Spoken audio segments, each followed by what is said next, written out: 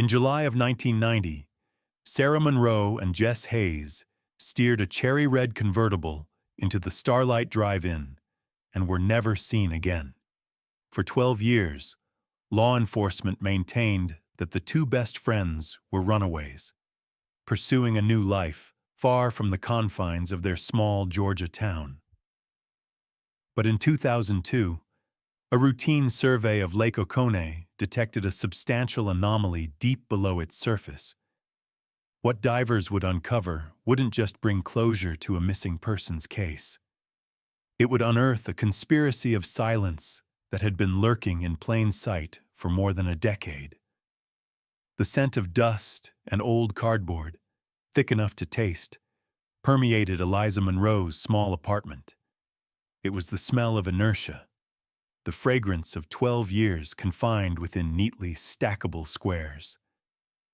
She slid the tape gun along the seam of the last box, the abrasive tearing sound acting as a definitive end to this chapter of her life. She was finally getting out of Greensboro, Georgia. Ellie straightened her posture, digging the heels of her hands into the arch of her back. The August heat was suffocating, a humid blanket that clung to her skin despite the rattling protestations of the window air conditioning unit. Outside, the cicadas buzzed with their unceasing summer chant, a sound that had become the score to her stagnation. She surveyed the apartment, with its bare walls and empty shelves, noticing the faint, cleaner rectangles where photographs had once been. It felt less like a home and more like a waiting room she was finally permitted to leave. The relocation to Atlanta wasn't a significant distance geographically, only a few hours down the highway, but emotionally, it was a vast chasm. Atlanta promised anonymity, a chance to inhale air not heavy with the memory of that July night in 1990. The night her older sister, Sarah, and Sarah's closest friend, Jess Hayes, disappeared from the Starlight Drive-In. Ellie had been 17 then. She was 29 now, and still, there was nothing. She moved toward the kitchen sink, the linoleum floor feeling tacky under her sneakers. She twisted the faucet, letting the cold water run over her wrists, rinsing away the residue of packing tape and dust. She was midway through drying her hands on a dish towel when a sharp, insistent knock resonated through the empty apartment. Ellie's brow furrowed. The moving truck wasn't scheduled to arrive for another hour. She wasn't expecting any visitors. She navigated the labyrinth of boxes to the door and glanced through the peephole. A man stood on her doorstep, middle-aged, clad in a suit that looked uncomfortably warm. His eyes held a weary, methodical expression, the kind that comes from witnessing too much. She opened the door, leaving the chain lock secured. "Yes?" The man retrieved a badge from his pocket, presenting it through the gap. The gold shield glinted in the dim hallway light. "Miss Monroe? Eliza Monroe?" "That's right." Her heart gave a strange, arrhythmic flutter. The Greensboro Police Department hadn't been to her door in years, not since the initial burst of activity had subsided into the cold apathy of a forgotten file. "My name is Detective Miles Corbin." He paused, his gaze appraising her. "I need to talk to you about your sister, Sarah." The name struck her like a physical impact. Sarah. The air in the apartment seemed to grow thin, making it difficult to take a full breath. "Regarding Sarah?" she echoed, the words feeling like ash in her mouth. "What about her?" Corbin's expression stayed meticulously neutral, but something changed in his eyes. A brief flicker of sympathy, perhaps, or maybe just the professional detachment of a man delivering bad news. "May I come in, Miss Monroe?" Ellie's fingers fumbled with the chain, suddenly feeling clumsy. She unlatched the door and stepped aside. The detective stepped into the apartment, his presence immediately filling the void. He glanced around at the piled boxes, absorbing the scene of her departure. Moving, he noted, his voice quiet and deliberate. He turned to look at her. There was no gentle let-in, no effort to cushion the blow of what he was about to reveal. Ms. Monroe. Earlier this week, an environmental survey was carried out on Lake Okonei. They were utilizing advanced side-scan sonar technology. Lake Okonei, the enormous reservoir that stretched across the county. They had searched its perimeter in 1990, but its depths were vast and impenetrable. They marked a large anomaly on the lakebed, Corbin went on, his gaze unwavering. A dive team was sent to investigate yesterday. Ellie supported herself against the wall, the dry wall cool against her palm. She felt a sudden, terrifying sense of clarity. They found something. A metal shipping container. A shipping container. The detail was peculiar, jarringly inconsistent with the narrative she had constructed in her mind over the years. A story of runaways or a tragic accident on a darkened road. This felt cold, premeditated. Inside the container, Ms. Monroe, they found a vehicle. She knew. Before he uttered the words, she knew. The image appeared in her mind, uninvited and razor-sharp, cherry red, with gleaming chrome. It was a red convertible. She shut her eyes. The dive team managed to clear enough silt from the license plate this morning. Georgia tag J7079. The number seemed to hang in the air between them. J7079. The car Sarah and Jess were in when they disappeared. The silence grew thick and suffocating. Ellie opened her eyes. The detective was observing her, waiting for the reality to sink in. "They found the car?" she whispered. It wasn't a question. "Yes, ma'am. We have confirmed the match." The moving boxes, the new job in Atlanta, the fragile future she had so carefully built, it all disintegrated in that moment. The past, which she had tried so desperately to leave behind, had reached up from the bottom of a lake and pulled her back. "Where?" she asked, her voice barely a whisper. "Where are they now?" "They're establishing a staging area at the marina near the discovery site," Corbin explained. "They are preparing to raise the container. It's a major operation." Ellie pushed herself away from the wall. The numbness that had enveloped her for 12 years was beginning to crack, replaced by a frightening surge of adrenaline. "I need to be there." "I can drive you," Corbin offered. "No." She shook her head, already heading toward the bedroom where her keys and purse were. "No, I'll drive myself." She needed the time. She needed the solitude of the drive. The trip to Lake Okonei was a haze of green pines and shimmering heat rising from the pavement. Ellie drove on autopilot, her hands gripping the steering wheel tightly. The world felt both hyper-real and distant at the same time.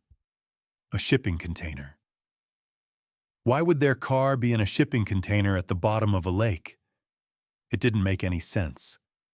The police had always insisted they were runaways. Teenage girls in search of adventure. They had predicted they would eventually show up in Florida or California. But runaways don't end up in shipping containers.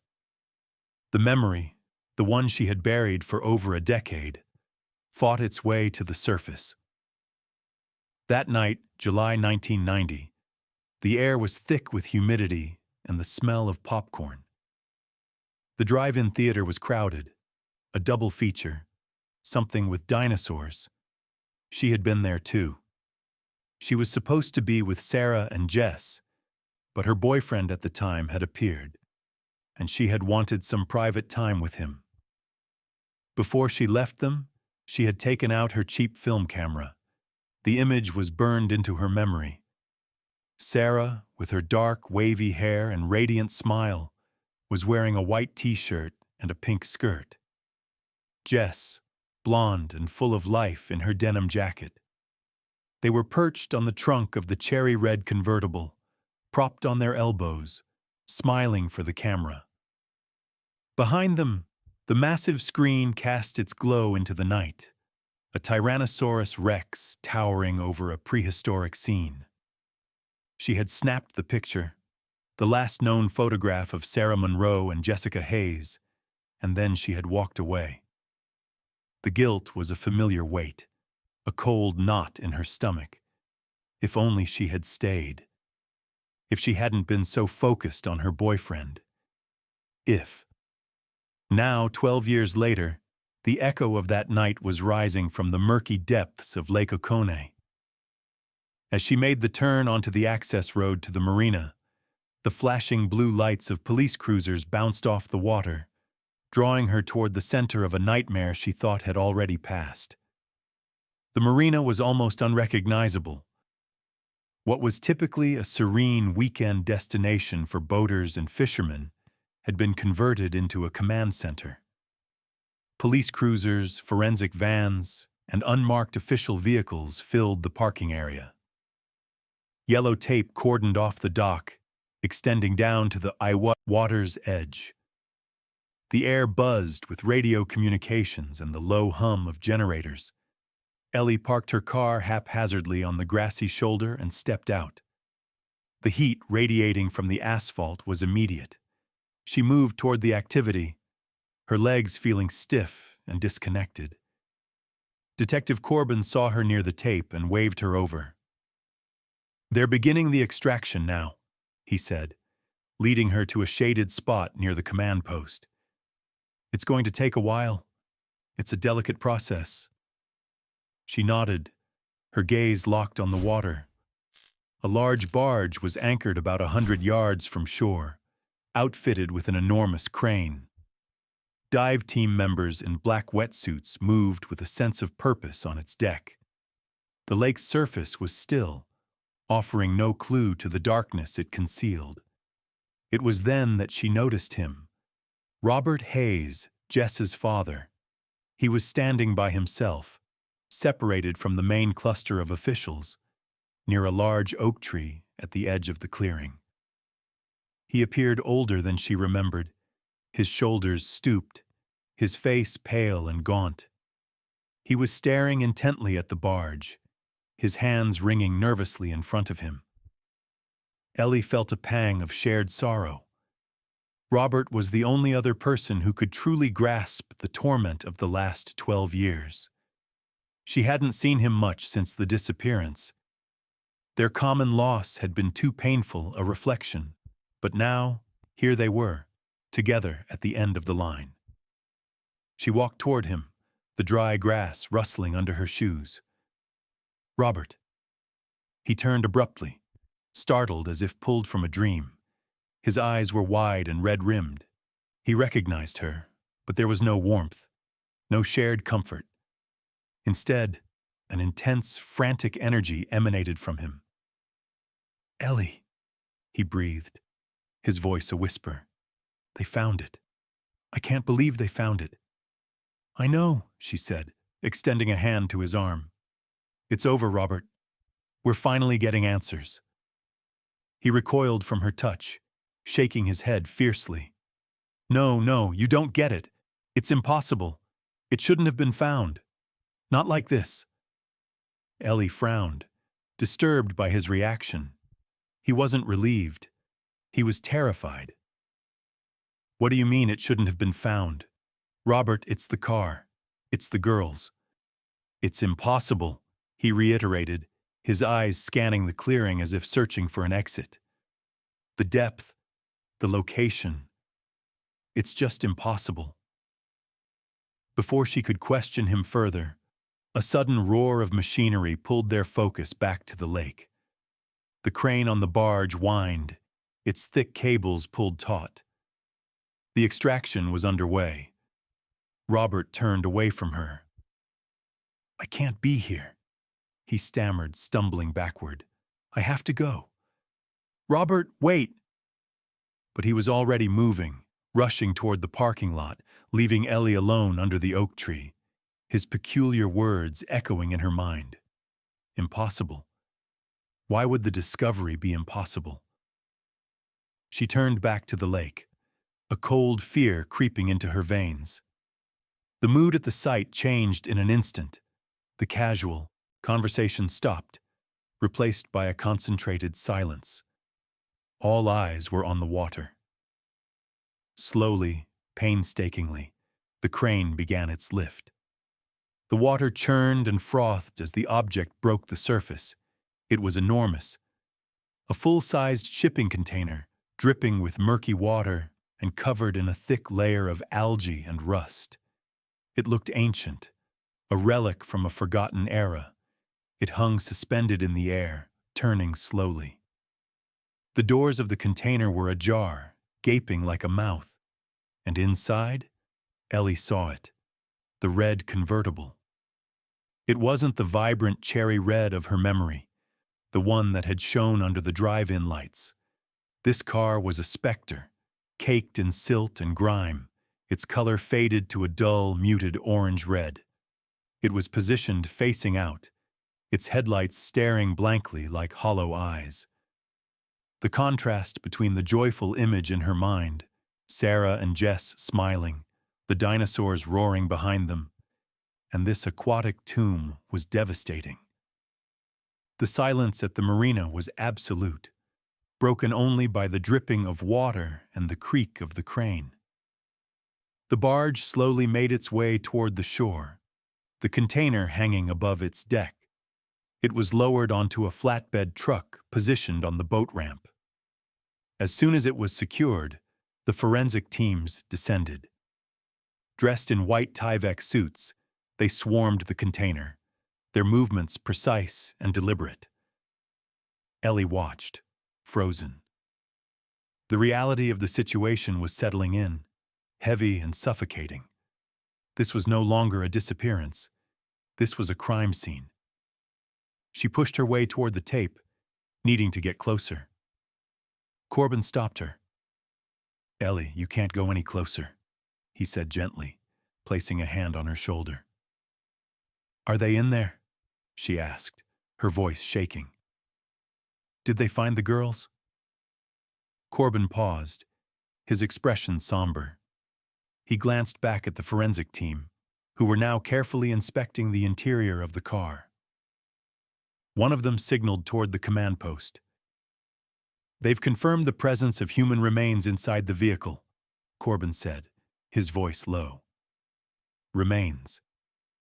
The word hung in the air, cold and detached. Ellie felt the ground shift beneath her. 12 years of desperate hope, of imagining Sarah living a different life somewhere else, vanished in a second. She stared at the rusted container, the silent crypt that had held her sister for over a decade. The water dripping from the metal sounded like tears striking the pavement.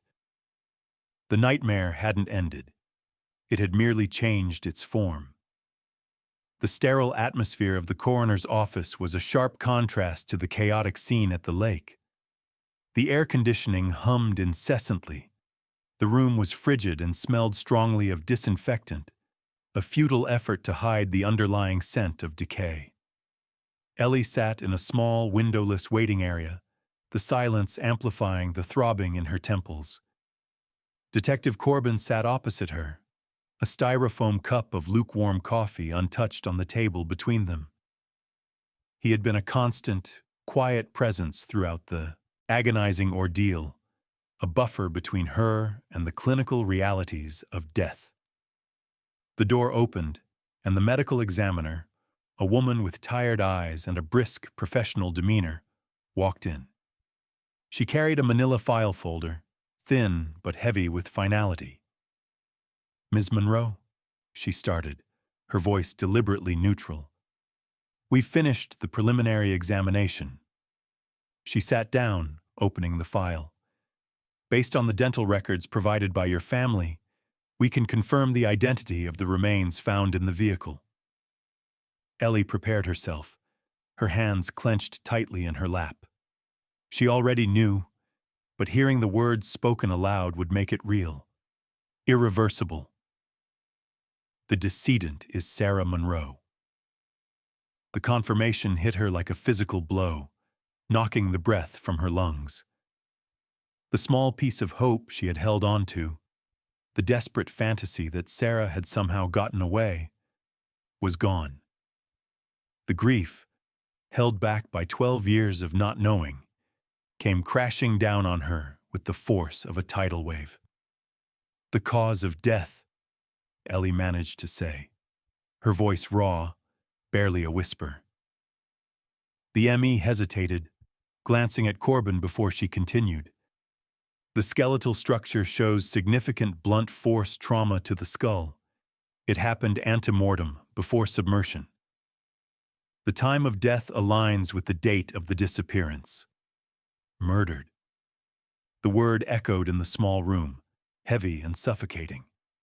Sarah hadn't drowned. She hadn't crashed the car. She had been killed, violently and intentionally. The image of her sister's bright smile was replaced by the horrifying truth of her final moments. Ellie closed her eyes, tears streaming down her face, hot and silent. The grief was overwhelming, a vortex threatening to pull her under.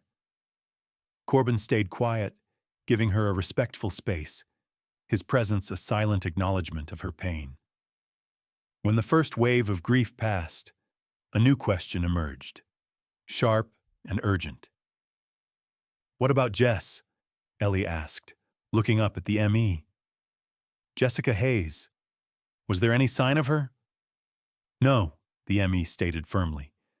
"There were no other remains in the vehicle or the container. We found some personal items, a denim jacket, a purse, but nothing to suggest a second person was present at the time of submersion." The void. The absence of Jess was a new kind of torment. If Sarah was murdered, what happened to Jess? Did she escape? Was she also murdered, her body left somewhere else? Or agonizingly, was she still alive? The uncertainty was paralyzing. Later that day, Ellie had a formal meeting with Detective Corbin at the Greensboro Police Department. The building was old, the air thick with the smell of old coffee and floor polish.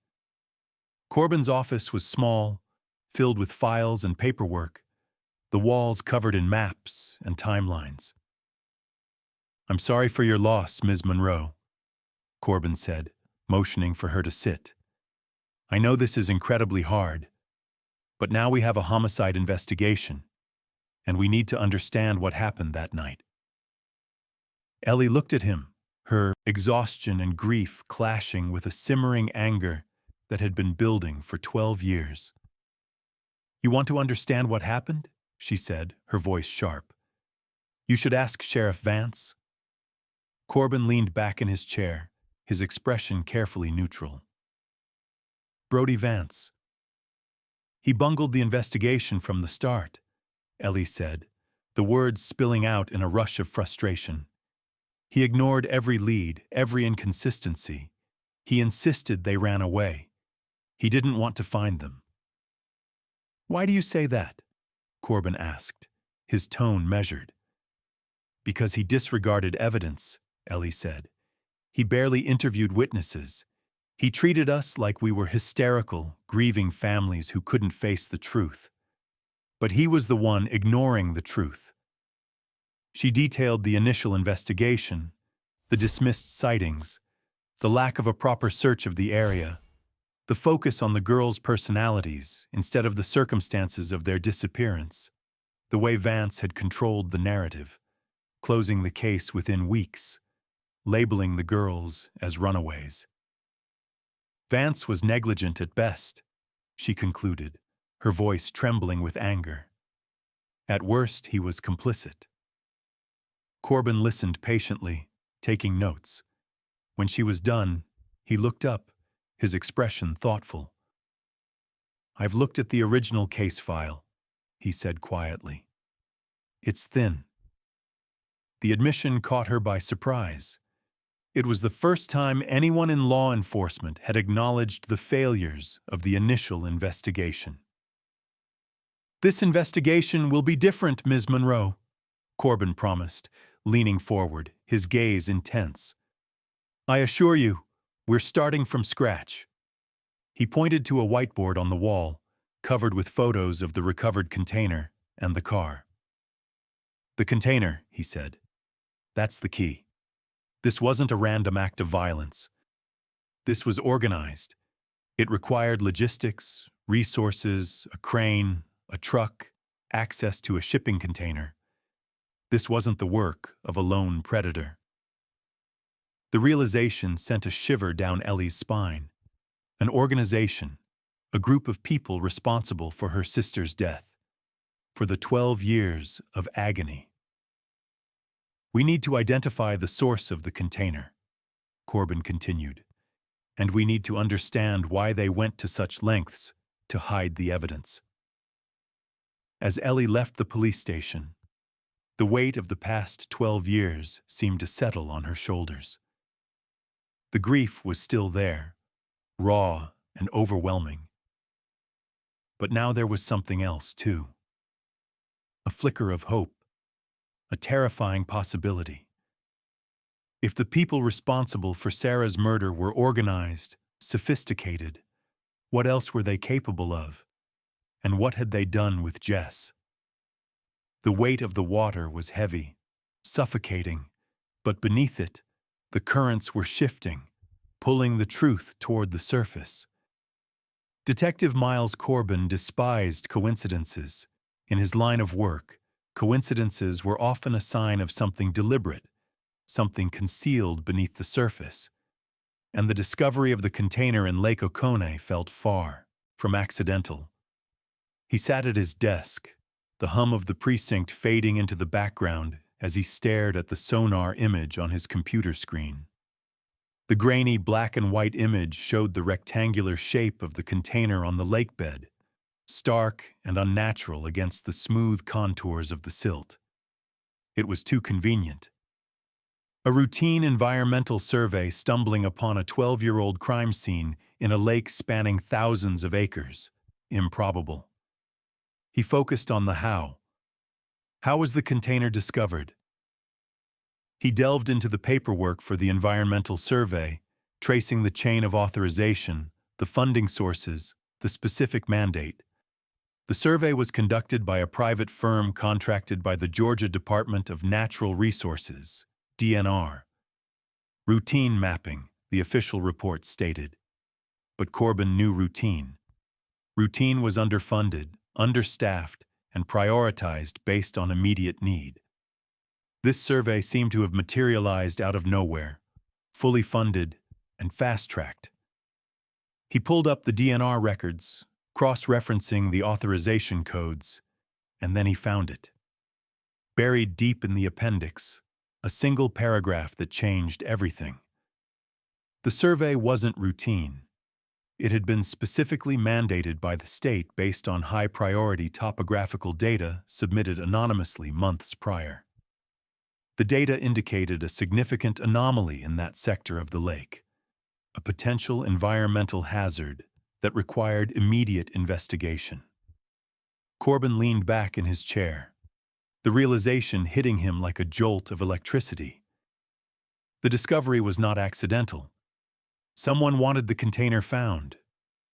But why? Why hide evidence for 12 years and then suddenly reveal it?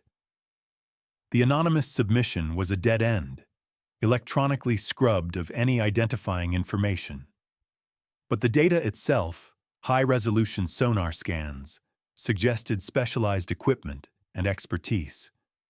If someone wanted the container found, they were either involved in the original crime or had knowledge of it.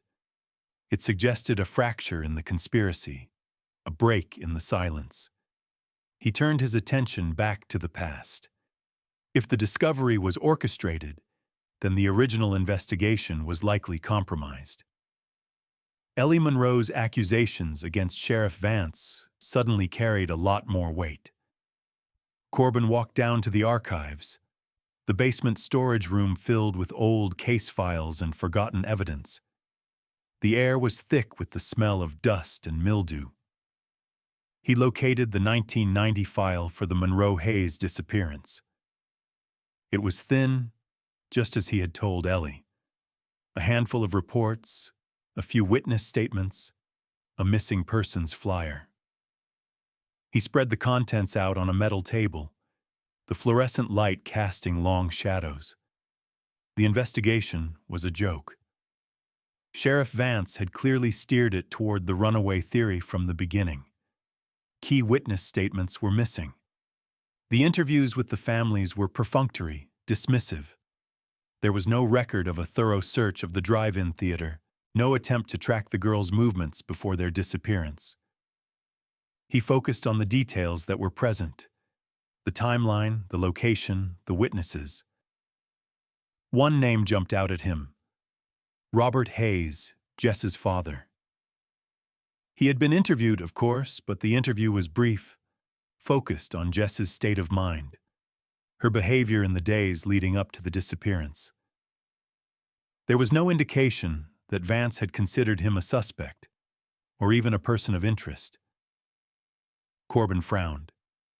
In cases involving missing children, the parents were always the first suspects. It was standard procedure. But Vance had cleared Robert Hayes almost immediately. He reviewed the forensic reports from the recovered car. Sarah Monroe's remains. No sign of Jess. The container showed no signs of forced entry. It had been sealed from the outside. If someone wanted the container found, who would benefit? If Jess was still alive? Held captive somewhere? The discovery of the car and Sarah's remains would force the police to reopen the case, to dedicate resources to finding her. But who would know where the container was hidden? Only the people who put it there. The implications were unsettling. If the perpetrators orchestrated the discovery, they were either incredibly arrogant or incredibly desperate. Corbin returned to his office, the thin file clutched in his hand. He needed to know more about Robert Hayes, about his background, his expertise, his life over the past 12 years. He also needed to know more about Brody Vance. The retired sheriff had a lot to answer for. The case was no longer just a cold case. It was a conspiracy. And the realization that the corruption might still be active, that the perpetrators might be watching, sent a chill down his spine. He was navigating a minefield, and he didn't know where the next explosion would come from. He picked up the phone and dialed the DNR, requesting the raw data from the anonymous submission. He needed to know how the anomaly was detected, what technology was used. It was a long shot, but it was the only lead he had. The key to the present lay buried in the past, hidden beneath 12 years of silence and deceit, and Corbin was determined to uncover it, no matter how deep the corruption ran. The inertia of grief was a powerful force, but the discovery of the car and the agonizing absence of Jess had galvanized Ellie. She couldn't sit passively by, waiting for the police to deliver updates. She needed to act, to move, to uncover the truth herself. If the police investigation had been compromised once, it could be compromised again. Driven by a restless energy, she returned to the scene of the disappearance. The Starlight Drive-In. It was a desolate landscape, a graveyard of teenage memories. The massive screen where dinosaurs had once roared was faded and peeling, a skeletal silhouette against the twilight sky. The ticket booth was boarded up, the concession stand a crumbling ruin. The parking lot was cracked and, weed-choked, the silence broken only by the chirping of crickets and the distant rumble of traffic. Ellie walked through the overgrown field, the memories overlaying the decay.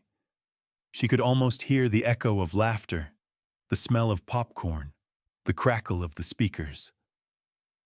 She stopped at the spot where the red convertible had been parked. The image of Sarah and Jess smiling beneath the projector lights burned into her mind. She needed to find someone who remembered that night.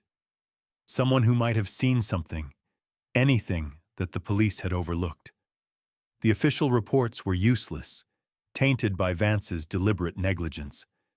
She started by tracking down former employees. It was a tedious process, requiring hours of searching through old phone books, online directories, and local archives. Most of the employees had been teenagers at the time, now scattered across the country. Their memories faded by time and distance. But then she found him. Mr. Hemlock, the elderly man who used to run the projection booth. He still lived in Greensboro, in a small house just a few miles from the drive-in. Ellie knocked on his door, her heart pounding with a mixture of hope and trepidation. The door opened, revealing a frail, white-haired man with cloudy eyes. He peered at her suspiciously, the screen door still latched. "Mr. Hemlock?" Ellie asked, her voice tentative. "Yes," he replied, his voice raspy with age. "My name is Ellie Monroe. My sister Sarah disappeared from the drive-in theater in 1990. I was wondering if I could ask you a few questions." Hemlock stared at her for a moment, his eyes searching her face, and then a flicker of recognition. "The Monroe girl. I remember. A tragedy." He unlatched the screen door and invited her inside. The house was cluttered, filled with the accumulation of a long life. The air smelled of dust and old books. They sat in the living room, the silence punctuated by the ticking of a grandfather clock. "I don't know what I can tell you," Hemlock said, his voice weary. "The police questioned me at the time.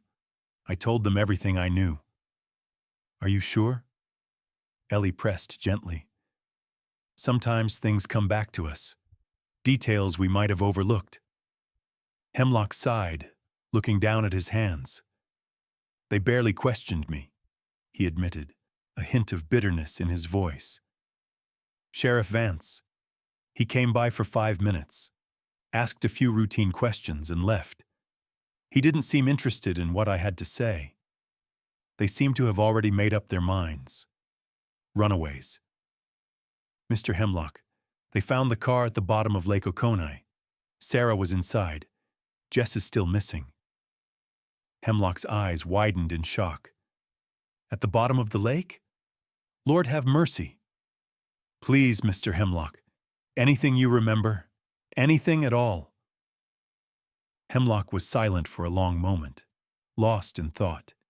He rubbed his chin, the memory slowly surfacing. "There was something," he said, his voice barely a whisper. "Something I never told the police.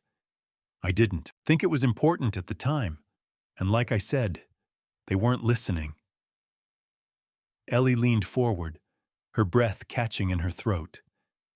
"The Hayes girl's father, Robert Hayes. I saw him at the drive-in." "On the night they disappeared?" Ellie asked, confused. Robert had been there frantically searching for the girls after they failed to return home. "No," Hemlock said, shaking his head. "Earlier that week, Tuesday or Wednesday, I think."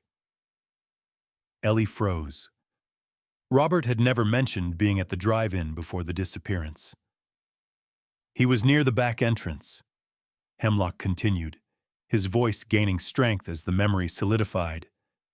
"By the service road. He was arguing with a younger man." "Arguing?"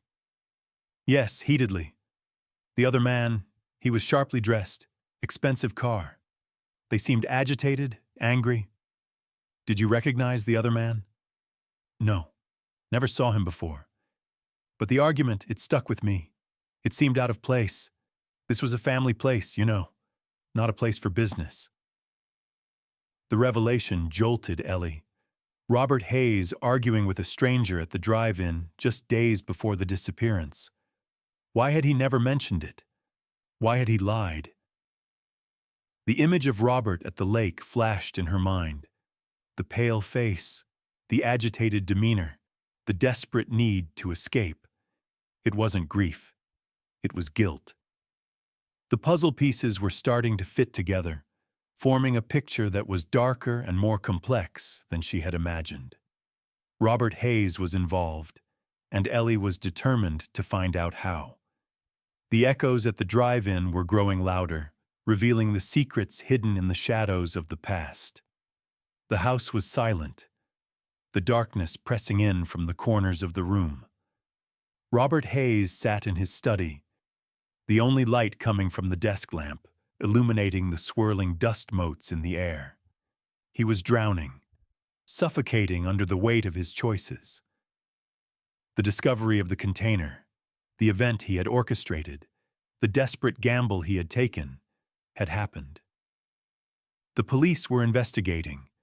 The case was reopened, but the relief he had expected to feel was nowhere to be found. Instead, it was replaced by a sheer, paralyzing terror. He knew Adrian Shaw. He knew the man who had controlled his life for the past 12 years, the man who held his daughter captive. Shaw was meticulous, calculating, ruthless. He would know that the discovery was not accidental. He would know that Robert had betrayed him. Robert's hands trembled as he wiped the sweat from his forehead. He had underestimated Shaw. He had underestimated the depth of his control, the reach of his influence. The phone rang, the shrill sound cutting through the silence like a knife. Robert stared at it, paralyzed. He knew who it was. He picked up the receiver, his hand slick with sweat. "Hello."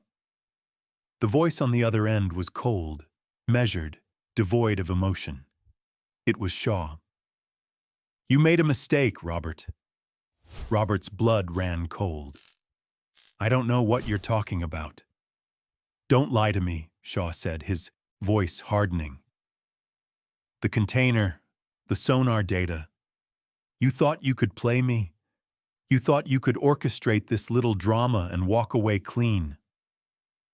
Robert closed his eyes, the weight of his failure crushing him. "I reminded you of the terms of our agreement," Shaw continued, his voice laced with menace. "Your cooperation ensures Jess's safety. Any deviation, any betrayal will be fatal for both of you."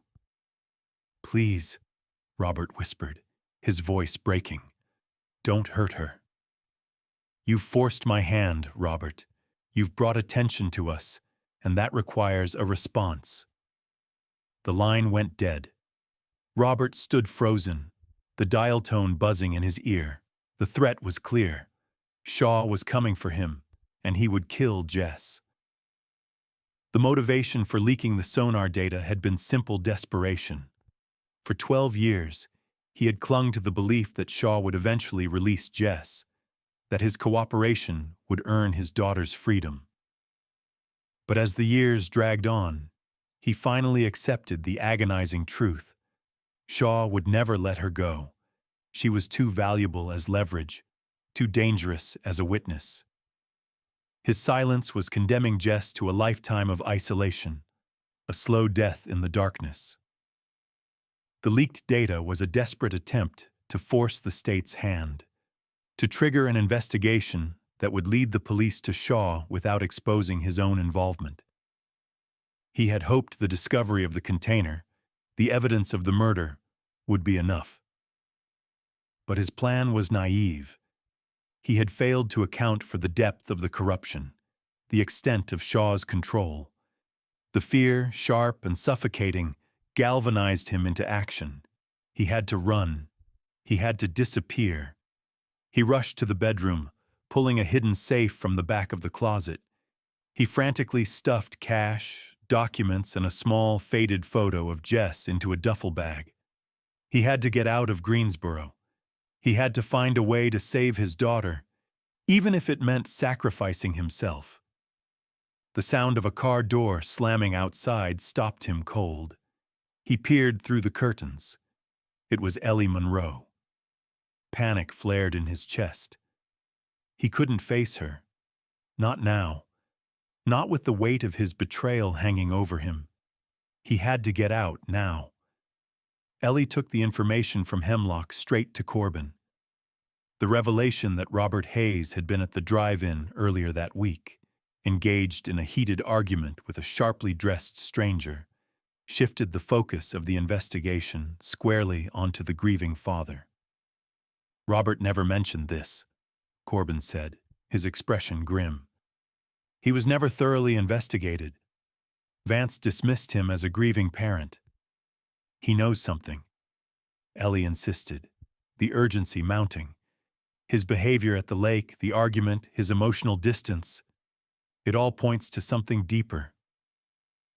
She couldn't shake the image of Robert at the lake, his eyes wide with terror, his hands trembling. It wasn't the reaction of a man seeking justice. It was the reaction of a man trapped in a nightmare. "I have to talk to him," Ellie said, the decision firming in her mind. "I have to confront him." Corbin hesitated. "Ellie, if he's involved, he could be dangerous." "He's Jess's father," Ellie countered. "He loved her. If he's involved, it's because someone forced his hand." She didn't wait for Corbin's approval.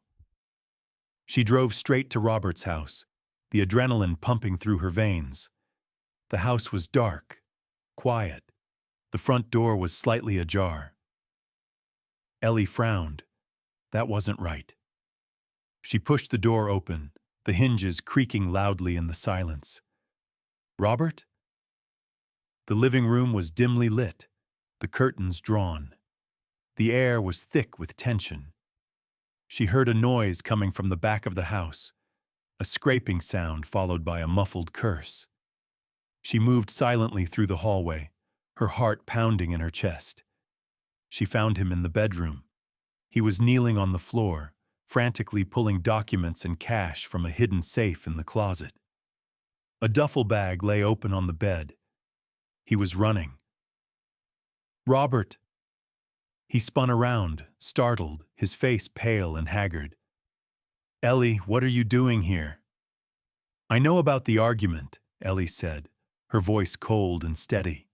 "At the drive-in, the week before they disappeared." Robert froze, his eyes wide with fear. "I don't know what you're talking about." "Mr. Hemlock saw you," Ellie pressed. "He saw you arguing with a man, a sharply dressed man. Who was he, Robert?" Robert shook his head, backing away. "You don't understand. You have no idea what you're getting into." "I understand that my sister is dead," Ellie said, her voice rising in anger. "I understand that Jess is missing, and I understand that you know why." "I can't tell you," Robert whispered, his voice breaking. "They'll kill her." Her. Jess. The admission hung in the air, heavy and suffocating. "Who, Robert?" Ellie demanded. "Who has her?"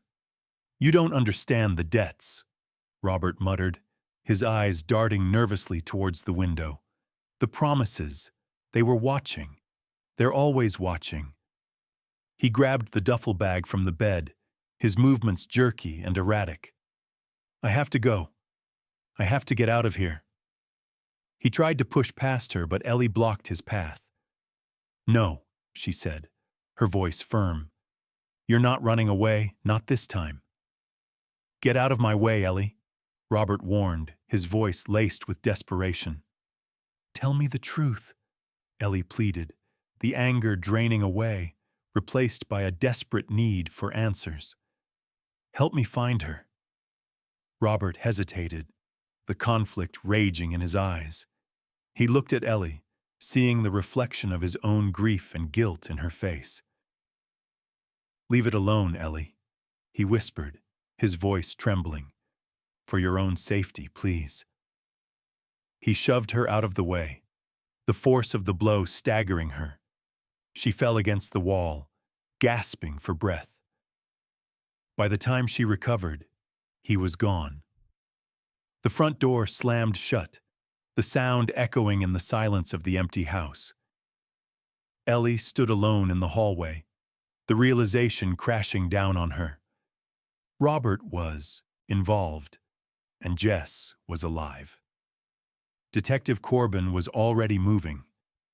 The technical investigation into the leaked sonar data had been running parallel to Ellie's fieldwork, and the results were coming in. The sophisticated encryption used to submit the data anonymously had been cracked. The digital trail traced back to its source. He sat in his office, the blinking cursor on the computer screen illuminating the confirmation he had been waiting for.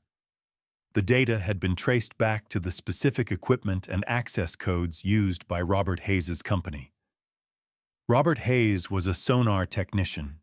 He had the means, the expertise, and the access to orchestrate the discovery. Corbin drove to the company headquarters, a nondescript office building in an industrial park. He met with the manager presenting the evidence, the warrant for the access logs. The manager, pale and nervous, cooperated fully. He confirmed Robert's access to the equipment, his specialization, his recent erratic behavior. The logs confirmed it. Robert Hayes had generated the leaked sonar data. The truth crystallized in Corbin's mind, stark and unavoidable. Robert Hayes knew where the container was. He had known for 12 years. But the confirmation didn't bring the relief he expected. It opened up a new set of questions, a deeper layer of complexity. If Robert was involved in the disappearance, why reveal the evidence now? Why risk exposing himself after all this time? The behavior didn't fit the profile of a cold-blooded accomplice. It fit the profile of a man trapped, desperate, terrified. Corbin realized that Robert was not the mastermind behind the conspiracy. He was a pawn, coerced into silence, his cooperation bought with the life of his daughter. The image of Robert at the lake, the panic, the agitation, the desperation, flashed in his mind. He wasn't running from the police. He was running from the people who controlled him. The urgency intensified. If Robert was running, it meant the danger was imminent. He called Ellie, his voice tight with urgency. I traced the sonar data. It was Robert. He orchestrated the discovery. Ellie's response was immediate, her voice filled with a mixture of horror and determination. I know. I confronted him. He's running. He's terrified. I'm on my way, Corbin said, the siren already blaring as he pulled out of the parking lot. Don't let him leave. The race was on. They needed to find Robert before the people he was running from silenced him forever. The truth was within reach, but the danger had just escalated exponentially. The investigation was no longer just about finding justice. It was about saving lives. Ellie stood in Robert's driveway, the adrenaline surging through her veins. Corbin's words echoed in her mind. Don't let him leave. She heard the sound of the garage door opening. Robert was leaving. She moved quickly, blocking the exit with her car. She got out, her heart pounding, and stood in the glare of the headlights. Robert's car screeched to a halt inches from her. He stared at her through the windshield, his eyes wide with panic. He got out of the car, his face contorted with rage and desperation. Ellie, what are you doing? Get out of the way! I'm not letting you leave, Robert, she said, her voice steady despite the trembling in her hands. I know what you did. You don't know anything, Robert retorted, his voice cracking. You have to let me go before they find me. Who, Robert? Who are you running from? The sound of the siren cut through the night air. Corbin's car pulled up behind Ellie's, the flashing lights illuminating the scene. Corbin got out of the car, his expression grim.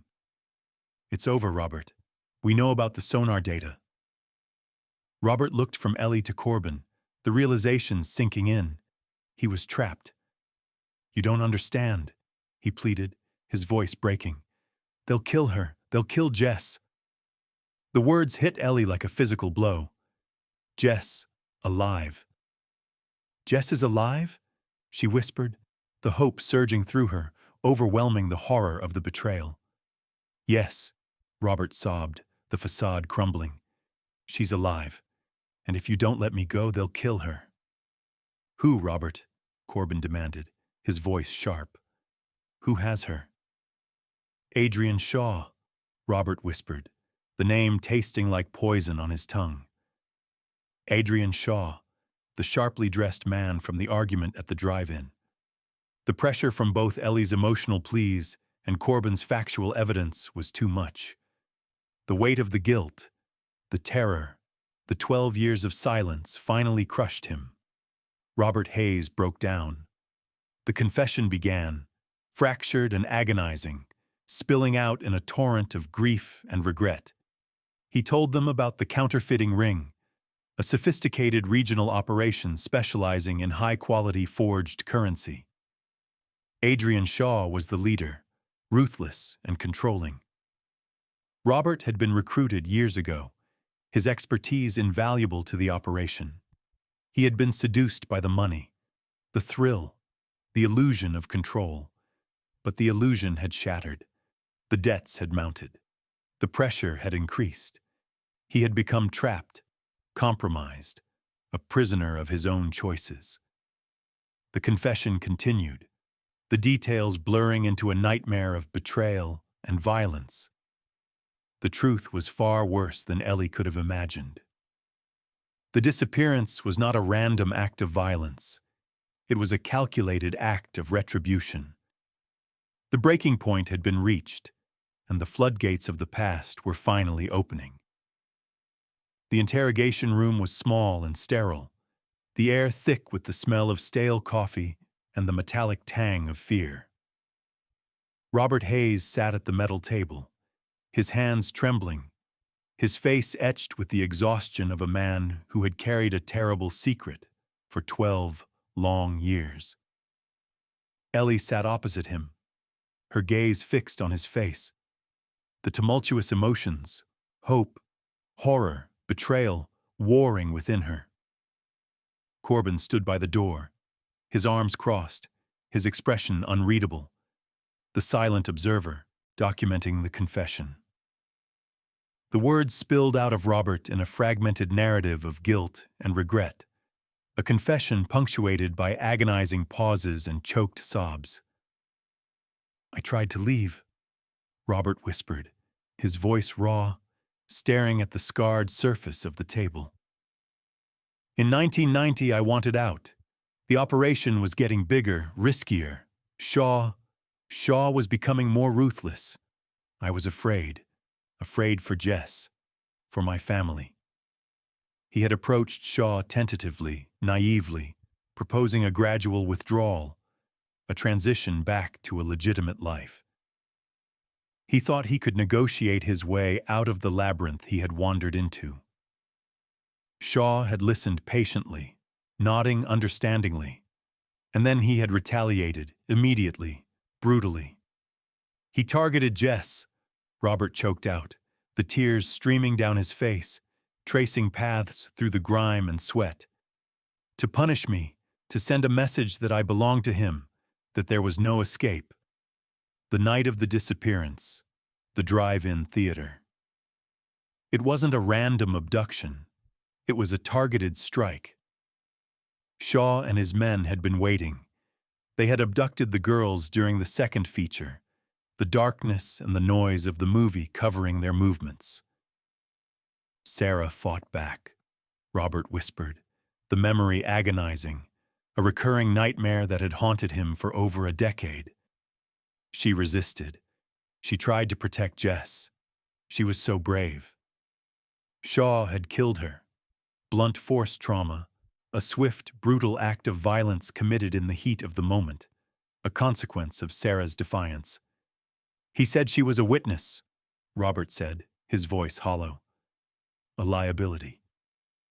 Ellie closed her eyes, the image of Sarah's final moments searing into her mind. The pain was excruciating, a physical ache in her chest. "And Jess?" Ellie asked, her voice trembling, clinging to the fragile thread of hope. "What happened to Jess?" Robert looked up, his eyes meeting hers, the guilt consuming him. "He kept her alive, as collateral, to ensure my cooperation, my silence." The bombshell hit Ellie with the force of a physical blow. Jess was alive, held captive for 12 years. A psychological weapon, a human bargaining chip used to control her father. The horror of it was staggering. The cruelty, the calculation, the betrayal. "Where is she, Robert?" Ellie demanded, her voice hardening, the grief transforming into a cold, focused rage. "Where is he keeping her?" "I don't know," Robert pleaded, the desperation rising in his voice. "He moves her constantly. A reinforced attic space, he told me once, above one of the production houses. But I don't know which one. He never told me." The realization that Jess was alive galvanized Ellie. The grief for Sarah was still there, a raw, open wound. But the mission had shifted from justice to rescue. "And the investigation?" Corbin interjected, his voice sharp, pulling the focus back to the conspiracy. "The cover-up, Sheriff Vance." Robert nodded, the shame overwhelming him. Vance owed Shaw money, massive gambling debts. Shaw used it as leverage. He forced Vance to derail the investigation, to label them as runaways, to bury the case. The corruption, the conspiracy, the network of silence. It was all connected. A web of deceit that had spanned 12 years, protecting a monster and condemning an innocent girl to a living death. "I leaked the sonar data," Robert admitted, the confession complete. "I had to do something. I realized Shaw would never let her go. My silence was killing her." He looked at Ellie, his eyes pleading for understanding, for forgiveness. "I'm so sorry, Ellie. I never meant for any of this to happen." Ellie looked at the man who had destroyed her life, the man who held the key to saving Jess. The anger was still there, a simmering rage beneath the surface. But the urgency, the need to find Jess, overshadowed everything else. "Help us find her, Robert," she said, her voice cold, the promise of forgiveness withheld. "Help us bring her home." The alliance was formed, tentative and fragile, born out of desperation and shared grief. The target was clear: Adrian Shaw. The race was on, and the stakes had never been higher. The knowledge that Jess was alive transformed the investigation. The methodical pace of a homicide case was replaced by the frantic urgency of a rescue mission. Every minute that passed was another minute that Jess remained in captivity, another minute that Adrian Shaw could silence her forever. Ellie pushed Corbin to move fast. "We have to find her, Miles. Now." Corbin, galvanized by the revelation of the conspiracy and the depth of the corruption, began organizing a task force. He utilized Robert's knowledge of the counterfeiting ring, the distribution hubs, the key personnel, the methods of operation, to secure warrants for Shaw's known properties. Adrian Shaw. The name became a mantra, a symbol of the evil they were fighting against. He was young, brutal, meticulous. He had built a regional empire on a foundation of fear and intimidation. The investigation expanded rapidly, drawing in resources from state and federal agencies. The scale of the counterfeiting operation was staggering, far exceeding their initial estimations. But as they moved to execute the warrants, they encountered inexplicable obstacles: delays in authorization, denied requests for surveillance, bureaucratic red tape that seemed designed to stall their progress. Ellie felt a familiar frustration rising in her chest. The same indifference, the same dismissiveness that had characterized the initial investigation. "What's happening?" she demanded, confronting Corbin in his office. "Why are we stalling?" Corbin's expression was grim. "I don't know, but the resistance is too coordinated, too precise." He leaned back in his chair, the suspicion growing in his eyes. "It feels like someone is actively working against us, someone on the inside." The realization hit Ellie like a punch to the gut. The corruption ran deeper than the retired Sheriff Vance. "A mole," she whispered, the word tasting like ash in her mouth. Corbin nodded slowly. "Shaw must have an active contact inside the department. Someone who is still protecting him. Someone who is feeding him information about our movements." The implications were terrifying. If Shaw knew their plans, he could move Jess. He could destroy evidence. He could disappear. They were compromised. The sense of isolation was overwhelming. They were fighting a war on two fronts, against the criminal organization that held Jess captive and against the system that was supposed to protect them. "What do we do?" Ellie asked, the desperation mounting. "We operate off the books," Corbin replied, his voice hardening. "We lock down the investigation, we identify the mole, and we take them down." The stakes had escalated exponentially. They were no longer just investigators. They were fugitives within their own system. And the clock was ticking. They needed to operate in the shadows until the mole was identified. Every move they made, every piece of information they gathered, was potentially compromised. "We need to find the source of the original corruption," Corbin said, his mind working strategically. "If we can confirm Vance's involvement, we can trace the connections forward. We can identify the players who are still active." Ellie insisted on accompanying him. She needed to confront the man who had destroyed her life, the man who had condemned her sister to death and Jess to a lifetime of captivity. Brody Vance lived in a sprawling McMansion in a gated community, a testament to the wealth he had accumulated during his tenure as sheriff. The house was ostentatious, vulgar, a monument to greed and corruption. They found him on the back patio, overlooking a perfectly manicured golf course. He was older now, his hair silver, his face tanned and wrinkled. He looked up as they approached, a smug expression on his face. "Detective Corbin," he said, his voice dripping with arrogance. "And Ms. Monroe, to what do I owe the pleasure?" "We're reopening the investigation into the disappearance of Sarah Monroe and Jessica Hayes," Corbin said, his voice cold and steady. Vance chuckled, swirling the ice in his glass. "That case is closed. They were runaways." "We know about the container," Ellie said, her voice trembling with rage. "We know Sarah was murdered, and we know you covered it up." Vance's smile faded, his eyes hardening. "I don't know what you're talking about." "We have Robert Hayes in custody," Corbin said, pressing the advantage. "He confessed everything. Adrian Shaw, the counterfeiting ring, the gambling debts." Vance flinched. The mention of Shaw's name shattered his composure.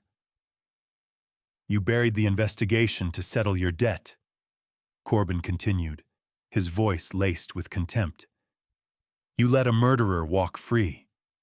You condemned an innocent girl to captivity." Vance's face turned pale, the sweat beading on his forehead. "You have no proof. We have Robert's testimony," Corbin said.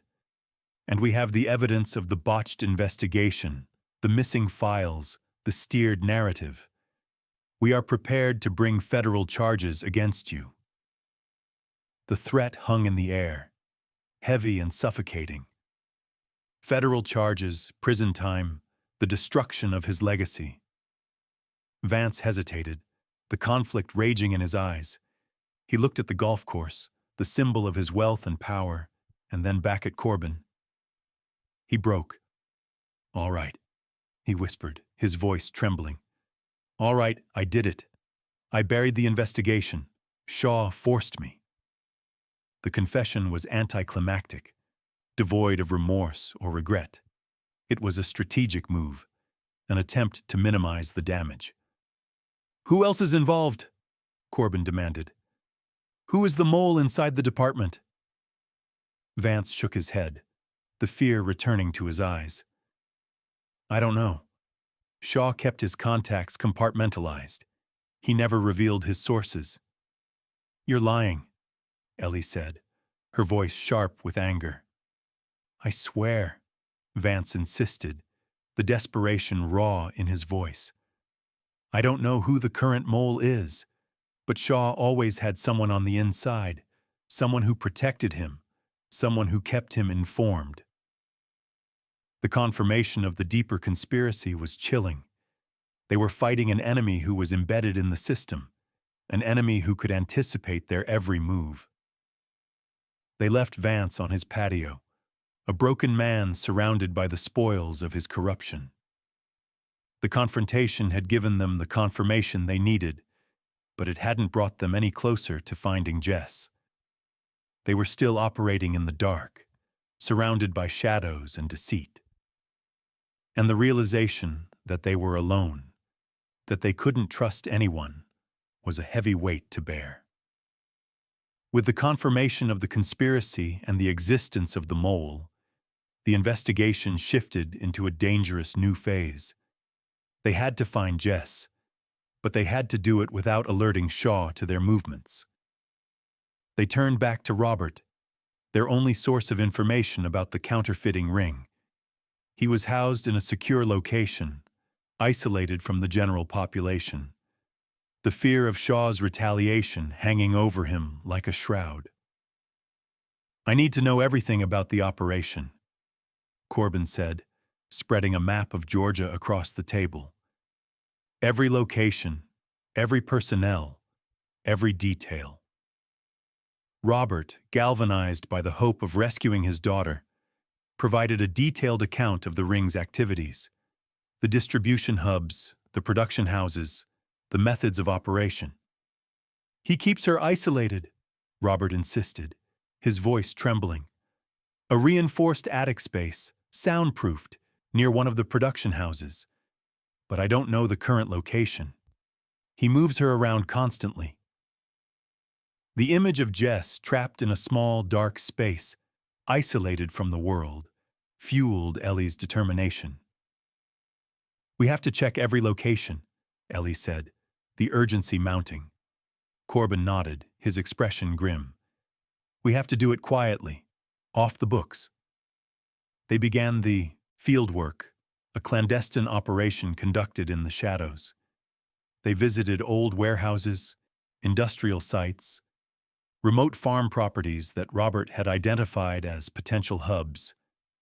The work was slow, meticulous, dangerous. They were operating without backup, without authorization, the threat of exposure hanging over them constantly. Ellie, driven by a desperate need for action, accompanied Corbin on every scouting mission. She couldn't sit passively by while Jess remained in captivity. They investigated a warehouse on the outskirts of town, a large, dilapidated building surrounded by a chain-link fence. It seemed active, the scent of chemicals and ink hanging heavy in the air. "This is a production house," Corbin whispered, peering through a gap in the fence. "The smell? It's the ink they use for the counterfeit bills." They moved closer, circling the perimeter, looking for any sign of activity, any indication that Jess might be inside. The warehouse was heavily secured. Surveillance cameras, motion detectors, reinforced doors. "If she's here, she's well hidden," Corbin said, his gaze fixed on the upper level of the building. The attic space. They needed to get inside, but without a warrant, without backup, it was too risky. "We need more information," Corbin said, frustration evident in his voice. We need to know for sure before we make a move." The sense of helplessness was overwhelming. They were so close, yet so far. They retreated into the shadows. The image of the warehouse burned into Ellie's mind. The counterfeit trail was leading them closer to Shaw, closer to Jess, but it was also leading them deeper into a world of darkness and danger, a world where one wrong move could be fatal. They continued scouting the warehouse, monitoring the activity, looking for a pattern, a vulnerability they could exploit. The tension was immense, the silence broken only by the distant hum of traffic and the occasional barking of a dog. They were positioned in a concealed location across the street, watching the entrance of the warehouse. The hours dragged on, the adrenaline slowly fading, replaced by a dull, throbbing exhaustion. Suddenly, a black sedan pulled up to the entrance. Two men got out, dressed in dark clothing, their movements precise and purposeful. They were carrying large duffel bags. "A pickup," Corbin whispered, raising his binoculars. "They're moving the counterfeit bills." This was their chance. If they could intercept the pickup, they could gather intelligence, identify the players, potentially even leverage them against Shaw. "Let's move," Corbin said, his voice hardening. They crossed the street silently, moving quickly through the shadows. They approached the sedan from behind, their weapons drawn. "Police!" Corbin shouted, the word echoing in the silence. "Hands up!" The men spun around, startled. They dropped the duffel bags, their hands reaching for their weapons. A tense standoff ensued. The air crackled with anticipation, the threat of violence hanging heavy in the air. "Don't do it," Corbin warned, his voice calm and steady. "It's not worth it." The men hesitated, their eyes darting nervously between Corbin and Ellie. They were aggressive, armed, dangerous. "Adrian knows you're sniffing around," one of the men said, his voice laced with menace. "He sent us to deliver a message." He looked at Ellie, his gaze cold and calculating. "Drop it," he said, his voice hardening, "or we'll bury you next to the other girl." The threat hit Ellie like a physical blow. The casual brutality, the chilling indifference. They knew who she was. They knew what she was doing. The mole had alerted Shaw to their movements. Their cover was blown. The men capitalized on the momentary shock, scrambling back into the sedan. The tires screeched as they sped away, disappearing into the night. Ellie and Corbin were left standing in the empty street, the silence heavy and oppressive. They had underestimated Shaw. They had underestimated the depth of his control, the reach of his influence. The urgency intensified. If Shaw knew they were closing in, he would move Jess. He would silence her forever. They had to find her now. But they were operating in the dark, surrounded by enemies, and the realization that they were alone, that they couldn't trust anyone, chilled them to the bone. The warehouse was no longer a viable target. They had to find a new lead, a new strategy, and they had to do it fast. Corbin knew they could not proceed until the internal leak was plugged. The threat at the warehouse confirmed their worst fears. Shaw was aware of their movements, their strategy, their identities. They were racing against time, and the clock was rigged against them. He retreated to his office, locking the door, pulling the blinds. The precinct, once a place of refuge, now felt like enemy territory. Anyone could be the mole. Anyone could be watching, listening, reporting back to Shaw. He had to identify the leak, and he had to do it quickly, quietly, without alerting the mole to his suspicion. He locked down the investigation, restricting access to the case files, the evidence, the surveillance logs. He narrowed down the pool of potential suspects to 3 officers who had access to the warrant requests and their recent movements. Deputy Wilkes, a young, ambitious officer with a checkered past and rumors of financial difficulties. Detective Miller, a seasoned veteran, cynical and disgruntled, resentful of Corbin's rapid ascent. And Sergeant Davis, a trusted colleague, a friend, a man Corbin had relied on for years. The possibility that one of them could be the mole was a bitter pill to swallow. But Corbin knew that betrayal often came from the closest quarters. He devised a canary trap, a classic counterintelligence technique designed to flush out a leak. He created 3 slightly different versions of a fabricated document: a supposed major breakthrough in the investigation, a fake surveillance location where Shaw was allegedly scheduled to meet a high-level contact. He fed each suspect one version of the document under the guise of a confidential briefing. Wilkes received the location of an abandoned airfield on the outskirts of town. Miller received the location of a high-end restaurant in the city center. Davis received the location of a secluded marina on the coast. He then monitored their communications, their movements, their behavior. He set up surveillance teams at each location, waiting for any sign of activity. The hours dragged on, the tension mounting. The silence was heavy, oppressive, the waiting agonizing, and then he got a hit. Deputy Wilkes made a call from a burner phone. The communication was encrypted, but the location was traceable. He then left the precinct, driving erratically, heading towards the abandoned airfield. Corbin watched the surveillance feed, his heart sinking. The mole was identified. Wilkes arrived at the airfield, parking his car near the entrance. He got out, looking around nervously, waiting for someone. A black sedan pulled up moments later, the same sedan from the warehouse. The confirmation was clear. Wilkes was the mole. Corbin felt a surge of anger, betrayal, but also a grim satisfaction. The leak was plugged.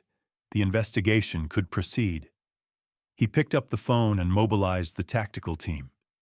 It was time to take down the mole and to use him to their advantage. Corbin decided not to arrest Wilkes immediately. The mole was more valuable as an asset, a conduit for disinformation, a weapon they could use against Shaw. They devised a desperate gambit, a high-risk strategy designed to force Shaw's hand, to create a diversion that would allow them to locate Jess. "We feed Wilkes false information," Corbin explained, briefing Ellie and Robert in a secure location. A massive imminent raid on Shaw's main known compound, the warehouse we previously scouted.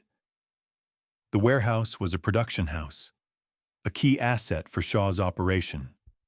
A raid would cripple his organization, forcing him to react, to panic, to make a mistake. "We make it look real," Corbin continued. "We mobilize SWAT, the FBI, every available resource. We create a diversion so massive that Shaw has no choice but to focus his attention on the warehouse." "And while he's distracted," Ellie said, the realization dawning on her, "we find Jess." "Exactly," Corbin said. "We hope the false raid will force Shaw to reveal his location or Jess's hiding place while he feels the pressure." The risk was immense. If the gambit failed, if Shaw saw through the deception, they would lose everything. But they had no choice. They were running out of time. Corbin orchestrated the false raid, the mobilization beginning immediately. He contacted the FBI, the state police, utilizing the fabricated evidence of an imminent terrorist threat to secure the necessary resources. The scale of the operation was staggering. The coordination, the logistics, the deception. He ensured that Wilkes was aware of the impending raid, feeding him the false information through a compromised channel. Wilkes took the bait. He immediately contacted Shaw, the panic evident in his voice. The trap was set. The gambit was in motion. Ellie watched the mobilization begin, the flashing lights, the sirens, the armored vehicles converging on the warehouse. The tension was immense, the silence heavy with anticipation. They were waiting for Shaw to react, waiting for the first move in a high-stakes game of chess, and the life of Jessica Hayes hung in the balance. Ellie, Corbin, and a terrified Robert were positioned in a concealed location overlooking the warehouse, the target of the false raid. The night was dark, moonless, the air thick with humidity and the smell of impending rain. They watched the mobilization unfold, the tactical teams moving into position, the perimeter secured, the tension mounting. The radio chatter crackled in their ears, the coded language of the raid echoing the urgency of the situation. "All units in position," the commander's voice echoed through the radio. "Breach in 5." Ellie held her breath, her gaze fixed on the warehouse. The silence was heavy, oppressive, the waiting agonizing. Suddenly they saw movement in the compound. The main door opened and several figures emerged, silhouetted against the dim light from inside. "Shaw," Corbin whispered, raising his binoculars. It was him, Adrian Shaw, the man who had orchestrated the nightmare, the man who held Jess captive. He looked panicked, agitated, his movements jerky and erratic. He shouted orders at his men, who began loading equipment and boxes into waiting trucks. They were evacuating. They were destroying evidence. The raid was working. The diversion was successful. "He's running," Ellie said, the adrenaline surging through her veins. Shaw got into a separate car, a black sedan identical to the one from the warehouse encounter. He sped away, the tires screeching as he disappeared into the night. But he was alone. Jess was not with him. The realization hit Ellie like a punch to the gut. The warehouse wasn't where Jess was held. It was a production house, a distraction. "Where's he going?" Ellie demanded, the desperation mounting. Robert analyzed the direction Shaw was heading, his mind working quickly, the memory of the counterfeiting operation flooding back. "He's heading north," Robert said, his voice trembling. "Towards the rural area, the back roads." He paused, his brow furrowed in concentration, and then the realization dawned on him. "The farm," he whispered, his eyes wide with terror. "He has a remote farm property, an isolated location. The Ring acquired it years ago for secure storage. A contingency safe house. A safe house. A place where Shaw could hide his most valuable assets, his most dangerous secrets. Jess. "We have to follow him," Ellie said, the determination hardening in her voice. Hermediza hesitated, the conflict raging in his eyes. The authorities, the backup, the resources, they were all focused on the warehouse miles away. They were on their own. "Let's go," Corbin said, the decision firming in his mind. They scrambled back to the car, the sound of the raid beginning echoing in the distance. The breach, the shouts, the chaos. They were heading into the darkness, towards the heart of the conspiracy, towards the place where Jess was hidden. The final confrontation was imminent, and the life of Jessica Hayes hung in the balance. They followed Shaw's car through the winding, remote back roads of rural Georgia. The night was dark, the trees pressing in on them, the silence broken only by the roar of the engine and the crunch of gravel beneath the tires. The pursuit was tense, dangerous. They had to keep pace without being spotted, navigating the unfamiliar terrain, the sharp curves, the sudden dips in the road. Shaw was driving fast, erratically, the panic evident in his movements. He knew they were following him. He knew they were closing in. "He's trying to lose us," Corbin said, his hands tight on the steering wheel, his eyes fixed on the taillights of Shaw's car, disappearing around a bend. "Don't lose him," Ellie pleaded, the desperation mounting. "We can't lose him." They pushed the car to its limits, the engine screaming in protest. The chase continued for miles, the distance between them narrowing and widening, a deadly game of cat and mouse. Finally, Shaw turned onto a narrow dirt road, disappearing into the darkness. "This is it," Robert whispered, his voice trembling. "The farm." They followed him, the headlights cutting through the darkness, illuminating the overgrown vegetation, the dilapidated fences. They saw the farmhouse in the distance, a dark shape silhouetted against the night sky. It was old, isolated, the windows reinforced, the doors secured. A prison. Shaw's car was parked near the entrance, the engine still running. He was inside. "We have to move fast," Corbin said, pulling the car behind a cluster of trees, hidden from view. He checked his weapon, his expression grim. He's cornered. He's desperate. He's dangerous. "What about backup?" Ellie asked, the fear twisting in her stomach. "They're too far away," Corbin replied, his voice hardening. "By the time they get here, it will be too late." They were alone. Ellie, Corbin, and Robert against Shaw, against the darkness. The realization was terrifying, but also liberating. They were no longer constrained by the rules, the regulations, the bureaucracy.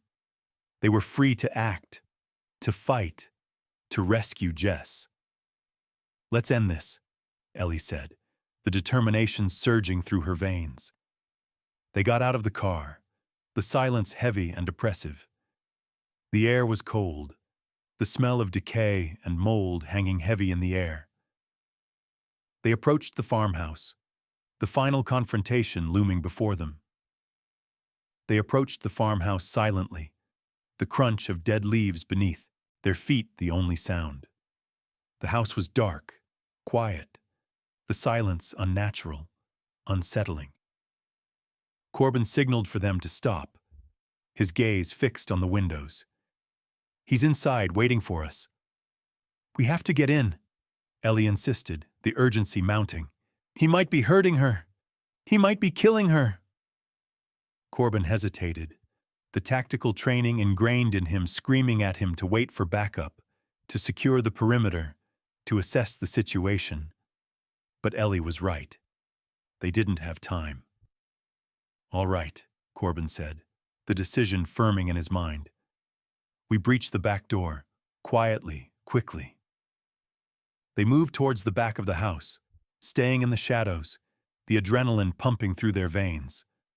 Robert stayed behind, paralyzed by fear, the weight of his guilt crushing him. They found the back door, a heavy wooden panel reinforced with steel bars. It was locked. Corbin tried to pick the lock, his movements precise and methodical, but the lock was sophisticated. High security.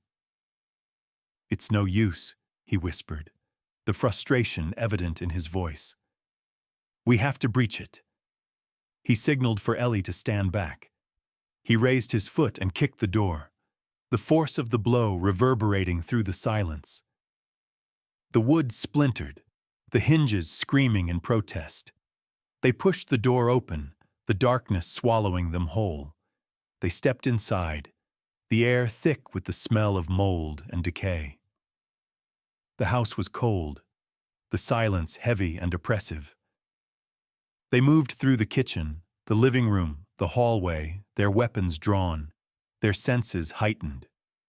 Every shadow, every creak of the floorboards, every rustle of the wind outside sent a jolt of adrenaline through their veins. And then they heard it. A muffled sound coming from upstairs. A thump, followed by a faint cry. "Jess." They moved toward the stairs, the urgency mounting. They climbed the stairs silently, the wood creaking beneath their weight. They reached the upper level, the hallway stretching before them, the doors closed, the silence deafening. The sound came again, louder this time, from the end of the hallway, the attic. They approached the door, the final barrier between them and Jess. It was heavily reinforced, padlocked, the steel bars gleaming in the dim light. They had found her, but they were not alone. Ellie stared at the reinforced door, the heavy padlock, the steel bars. The realization that Jess was behind that door, trapped in the darkness, ignited a fire in her soul. "We have to break it down," she whispered, her voice trembling with rage and desperation. She frantically looked around for something to use as a battering ram, a lever, anything to break the lock. She saw a heavy crowbar leaning against the wall, rusted and covered in cobwebs. She grabbed it, the metal cold and solid in her hands. She attacked the padlock, the metal screeching in protest. The sound echoed in the silence, loud and jarring. Suddenly, a door opened in the hallway. A figure emerged from the darkness, silhouetted against the dim light from downstairs. Adrian Shaw. He was furious, his eyes wide with rage, his face contorted in a snarl. He was armed, a gun held tightly in his hand. "You!" he spat, his voice laced with venom. "You ruined everything!" Corbin engaged him immediately, stepping in front of Ellie, his weapon raised. "Drop the gun, Shaw. It's over." Shaw laughed, a cold, humorless sound. "It's not over until I say it's over." He raised his gun and fired. The shot echoed in the hallway, the bullet burying itself in the wall next to Corbin's head. Corbin returned fire, the muzzle flash illuminating the darkness. A desperate, realistic struggle ensued. The two men grappled in the narrow hallway, their bodies slamming against the walls, the floorboards groaning beneath their weight. Corbin was losing the upper hand. Shaw was younger, stronger, fueled by rage and desperation. He slammed Corbin against the wall, the impact knocking the breath out of him. He raised his gun, pressing the barrel against Corbin's forehead. Ellie watched in horror, the crowbar held tightly in her hands. She had to do something. She intervened, swinging the crowbar with all her strength, the metal connecting with Shaw's arm with a sickening crunch. Shaw screamed in pain, dropping the gun. He staggered back, clutching his arm, his face pale with shock. Corbin capitalized on the momentary distraction, tackling Shaw to the ground. He secured him, the handcuffs clicking shut, the sound finalizing the victory. Ellie didn't wait. She turned back to the attic door. The adrenaline surging through her veins, she attacked the padlock again, the metal splintering under the force of the blows. She broke the lock. She ripped the door open. The attic space was cramped, dimly lit, the air thick with the smell of dust and decay. It was reinforced, soundproofed, a prison designed to isolate, to break the human spirit. And in the center of the room, chained to a floorboard, was Jess. She was malnourished, terrified, her eyes wide with fear, her body trembling. She was wearing a faded dress, her blonde hair matted and dirty, but she was alive. Ellie stared at her, the realization overwhelming, the relief crashing down on her like a wave. 12 years of darkness, 12 years of silence. It was finally over. Ellie rushed to Jess, the tears streaming down her face. "Jess, it's me." "Ellie." Jess flinched, backing away, her eyes wide with terror. She didn't recognize her. 12 years of isolation had erased the memories of her past, the connections to the outside world. "It's okay," Ellie whispered, her voice soothing, gentle. "You're safe now." She shielded her, cutting the restraints with the crowbar, the metal cold against Jess's skin. Jess collapsed into her arms, sobbing uncontrollably, the sound raw, primal, the accumulation of 12 years of pain and suffering. Corbin stood in the doorway, his weapon still drawn, his gaze fixed on Shaw, who was lying on the floor, groaning in pain. The sound of distant sirens finally approached, the flashing lights illuminating the darkness. The backup, redirected from the false raid, had arrived. The farmhouse was suddenly flooded with activity. Uniformed officers, paramedics, tactical teams swarmed the scene. Ellie held Jess tightly, rocking her back and forth, whispering words of comfort, the world outside fading into the background noise. Robert rushed into the house, his face pale and haggard, his eyes wide with fear and hope. He saw his daughter, alive in Ellie's arms. The moment was complex, charged with emotion, relief, overwhelming guilt, sorrow. He approached them slowly, his hands trembling. Jess! Jess looked up, her eyes meeting his, a flicker of recognition followed by a wave of pain and betrayal. He had failed her. He had condemned her to a lifetime of darkness. He fell to his knees, sobbing, the weight of his guilt crushing him. Ellie looked at the scene, the chaos, the flashing lights, the broken bodies. The relief of finding Jess was mixed with the profound grief for Sarah. The nightmare was over. The darkness had been vanquished, but the healing was just beginning. The road to recovery would be long, arduous, painful, but they would walk it together. The aftermath of the rescue sent shockwaves through the community, the state, the nation. The story of the two girls who vanished from a drive-in theater, the sunken container, the counterfeiting ring, the corruption, the 12-year captivity. It was the stuff of nightmares. Adrian Shaw was arrested and later sentenced to life in prison without the possibility of parole for the murder of Sarah Monroe and the kidnapping and false imprisonment of Jessica Hayes. The counterfeiting ring was dismantled, the assets seized, the personnel arrested. The corruption was exposed. Deputy Wilkes and former Sheriff Brody Vance were arrested and indicted on federal corruption charges for their roles in the cover-up and obstruction of justice. The scandal rocked the Greensboro Police Department, leading to a massive overhaul of the system, a purging of the corruption that had festered for decades. Robert Hayes faced charges for his involvement in the counterfeiting ring, but his role in orchestrating the discovery and aiding the rescue resulted in a lenient plea deal. He served a short prison sentence, the guilt and shame a heavier burden than any punishment the state could impose. The healing process was slow, painful. Jess was deeply traumatized, the 12 years of isolation leaving deep scars on her psyche. She struggled to reacclimate to the world, the noise, the light, the human contact. Ellie postponed her move indefinitely. She dedicated herself to helping Jess, guiding her through the darkness, the therapy, the slow process of rebuilding her life. She found a renewed sense of purpose in protecting Jess, in honoring Sarah's memory, in fighting for the victims of injustice and corruption. Months later, in the early spring of 2003, Ellie and Jess visited Sarah's grave overlooking Lake Okonei.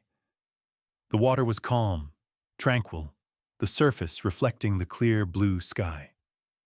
They stood in silence, the grief still raw, the pain still present, but the hope, the resilience, the enduring power of love shining through the darkness.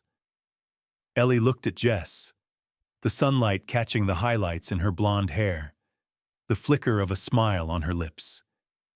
She was a survivor, a testament to the strength of the human spirit.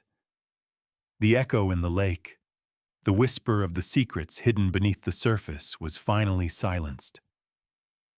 The truth had been revealed, justice had been served, and the healing had begun.